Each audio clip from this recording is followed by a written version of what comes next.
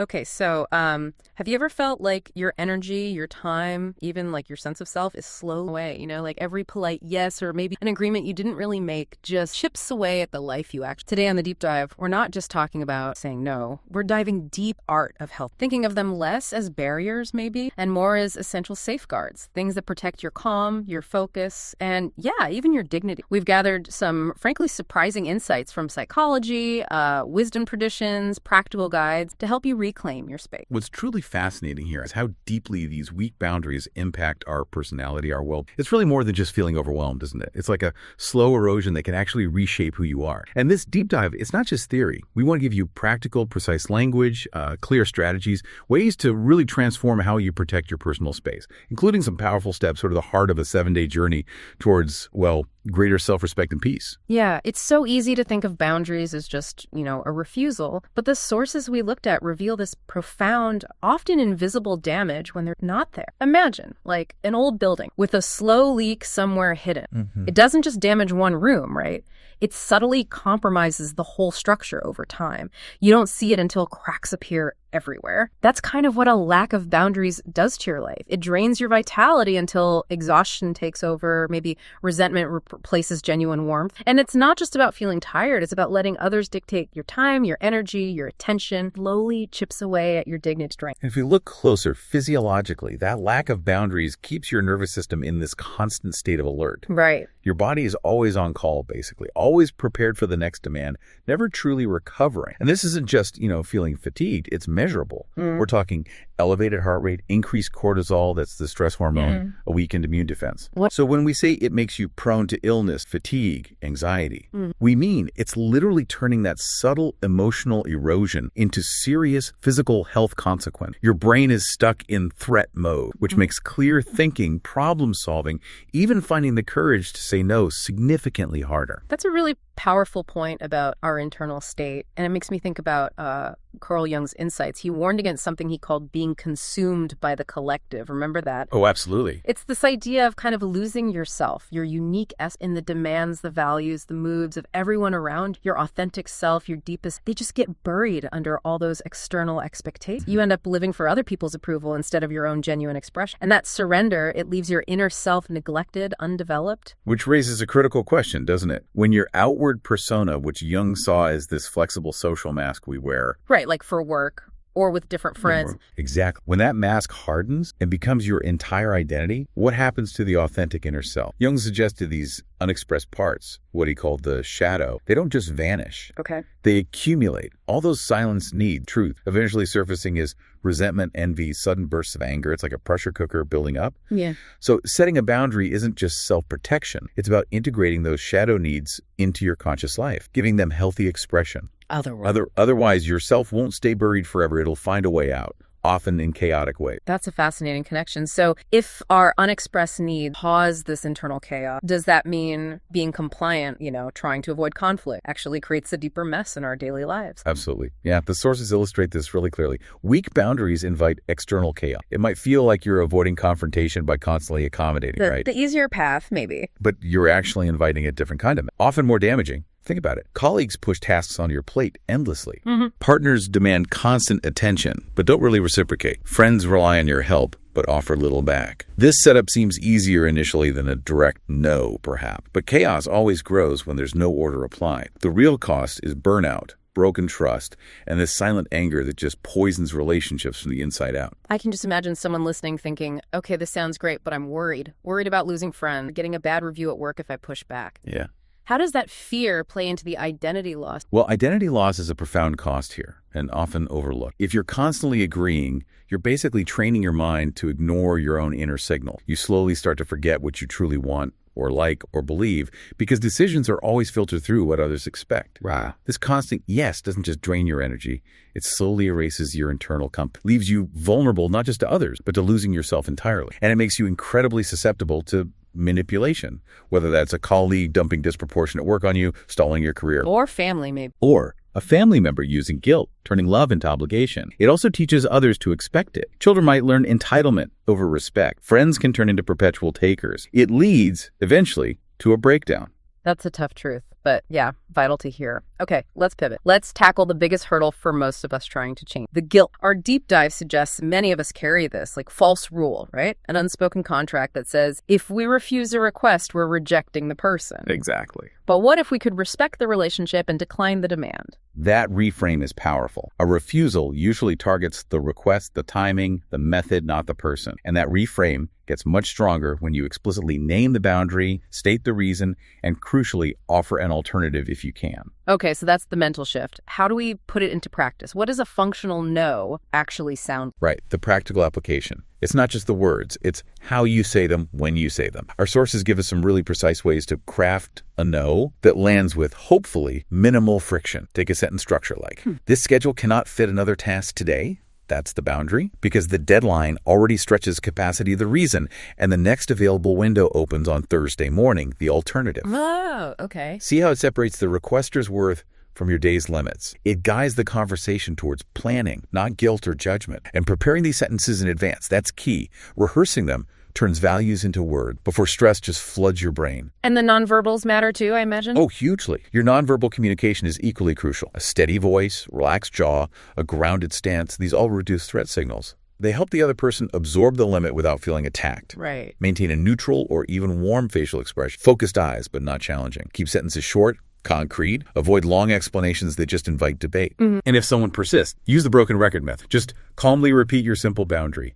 No new justification. It teaches them persistence won't work. So firm but not hostile. What about the timing? When's the best time to deliver this no? Timing and context are massive. Refusing in private, for example, protects the other person's face, avoids public awkwardness. Making refusals early in a project helps avoid that sunk cost feeling, where you stick with something bad just because you've already put effort in. Oh, yeah. Definitely been there. And referencing shared goals can frame your limits as, like, guardrails, not walls. For example, this team protects deep work time because deep work drives quality, so meetings stay off the calendar this afternoon. It encourages alignment, not argument. That's incredibly practical. It really sounds like we're rewriting an unspoken social contract here, moving from I must be available 24/7 to earn approval to something healthier. Precisely. The healthier contract is something like respect will be offered to others and to the self, and availability follows clear rules that protect health and purpose. You make this real through consistent routine, fixed work hours, protected recovery time, planned slots for being generously available. Right. These routines reduce those random decisions that invite guilt. They signal to others that access follows structure,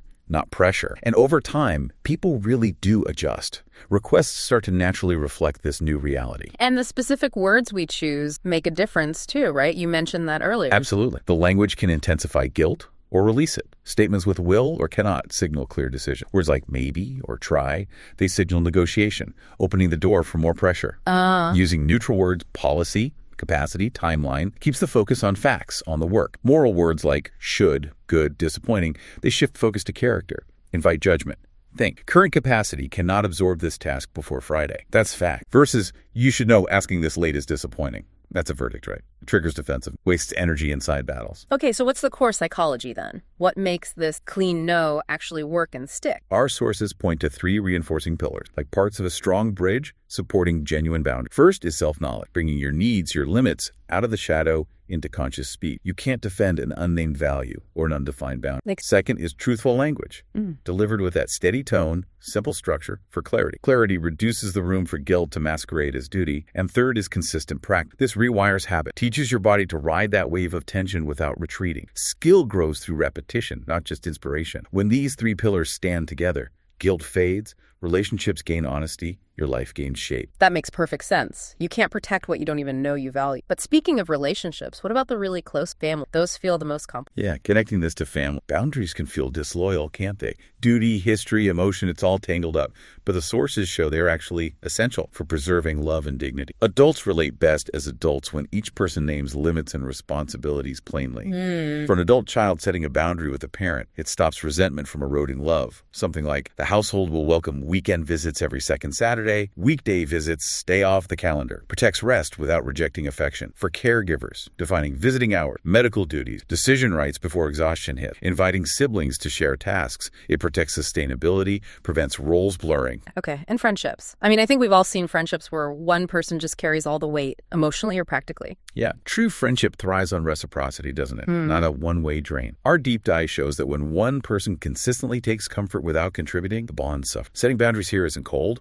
It protects the goodwill, keeps the bond healthy. So what might that look like? Maybe naming financial limits before request. My budget doesn't include loans. Shared costs get split at purchase. Or time limits for venting. I can talk for 30 minutes today. Maybe we can focus on next steps you want to try. Shows warmth, but points toward action. Yeah. And for differing views. A simple rule. This topic always gets harsh, so let's avoid it in this space. Protects enjoyment without forcing agreement, especially if you both value the bond more than the argument. Okay, so you've done it. Set the boundary, use cooler language, considered timing, and someone still pushes back. What then? Right, the pushback question. Our sources definitely anticipate. It's inevitable when patterns change. Effective responses combine calm repetition with proportionate consequences, crucially, without anger. Guilt tripping, like you used to care more. Meet that steadily.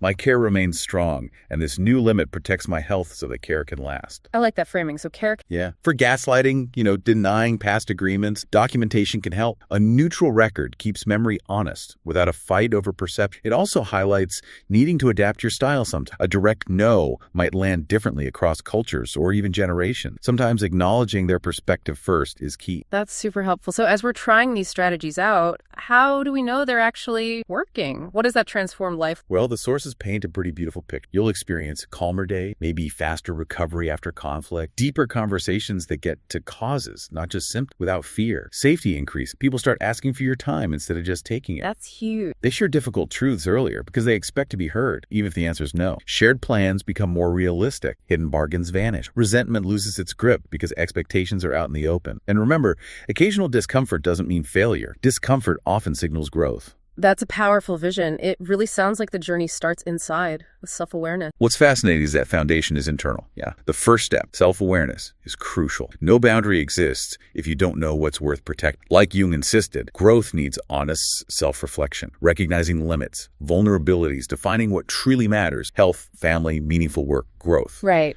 Without that, boundaries are either too rigid, like shields for fear, or too weak, collapsing under pressure. Becoming aware gives you the foundation for boundaries that express authenticity, not imitation. Okay, so you know what you need. How do you express it without ambiguity, without unnecessary drama? That's the second pillar, clear communication. An unspoken boundary is invisible, right? Can't be respected. Communication needs to be direct, respectful, simple. Instead of excuses or vague refusals, just state, I cannot take on that task this week, or I need quiet time in the evening. Straightforward. Avoids hostility but leaves no room for confusion.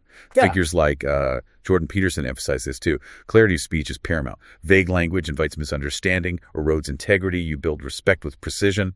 Okay, you know your boundaries, communicated them clearly, but how do you maintain them when they are? That's the hard part. It really is. This raises the crucial question of maintenance. The third pillar is emotional regulation and practical habit. Even great boundaries face pushback. You have to manage the discomfort, guilt, fear, anger, without letting those feelings dictate your action. And practical habit. They're the scaffold. They turn intentions into lasting structures. Like what kind of habits? Journaling, maybe just 5 minutes daily. Where did I honor my boundaries? Where did I compromise? Reveals patterns, refines responses. Planning, setting time for work, rest, relationships, prevents others filling every gap. An accountability system, sharing goals with trusted friends, mentors, strengthens commitment with external support. These habits seem ordinary, but they transform abstract intentions into visible routine. Powerful stuff. So what does this all mean for the big picture then? It's not about being rigid, like never bending. Exactly. Our deep dive shows true strength is in balance, firmness with flexibility. Healthy boundaries aren't about never bending. It's about bending by choice, not by force. Okay. So maybe you normally avoid weekend work, but you agree during an emergency. Not out of guilt, but because it aligns with your value. It connects to Jung's idea of individuation. Wholeness needs balance, adapting without losing identity. Peterson's order versus chaos idea applies too. Boundaries bring order. Flexibility prevents stagnation. The strength of a boundary isn't immovable hardness. It's clarity and intentional use, like a flexible, resilient structure. Well, that's it for this deep dive. We've covered a lot. The hidden costs, the art of the functional. No, those 3 pillars, applying it all to relationships, handling pushback, all while aiming for self-awareness and that flexibility. Yeah, and if we connect it all, the journey to healthy boundaries is really powerful. Self-discovery, self-preservation. It transforms no from something scary into a tool that protects what matters. It's not a weapon, not a wound, but a guardrail for living with integrity. Which raises an important question for you listening right now. What truly matters, and what small, clear, intentional no might you set this week to protect, maybe transforming it into the most loving, self-respecting yes you can offer? That's a beautiful thought to carry forward. We really hope this exploration has given you some words, maybe some courage to set yourself free. Until next time, keep digging deep and living authentically.